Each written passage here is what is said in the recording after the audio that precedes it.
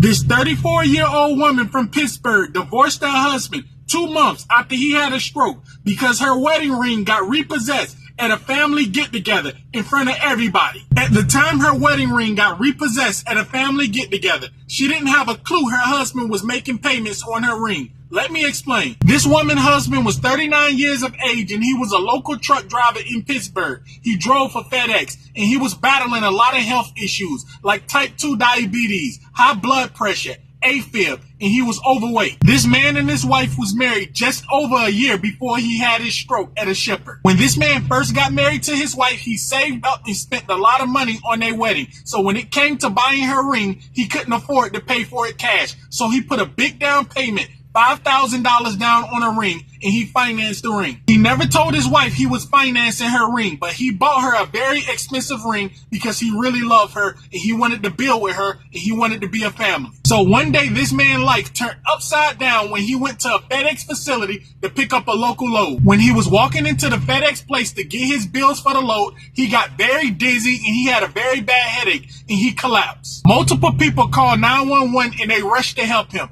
911 got there very fast and they rushed him to the emergency room. That's where they found out he had a stroke. With the blessing of God, this man survived, but when he first had the stroke, he couldn't talk and he had trouble walking. So 2 months after this man had a stroke and it looked like he was headed to a full recovery, they had a very big family get-together. Both sides of the family came to the get-together to show him support. Everyone was having a very good time at the get-together. Everyone brought cakes and everybody brought food. Everybody was jamming to the music. But everything would change when their doorbell rang. It was 2 men with 2 nice suits. They was there to repossess her ring. When the man rung the doorbell, the wife came to the door. The man asked for her husband, and she explained he couldn't talk because he just had a stroke. That's when the wife got the shock of her life. They told her they was there to repossess the ring. They then told her her husband hadn't made payments on the ring in over 2 months. The wife was very confused. She didn't have a clue her husband was making payments on her ring. So since the wife didn't have a clue the husband was making payments on the ring, the wife thought the man was trying to scam her. She said, "Get away from my house. I don't know y'all. Y'all have the wrong house." At this point, the entire family came out the house to see what his wife was yelling about. The man told everyone they was there from a jewelry company and they was there to repossess the ring.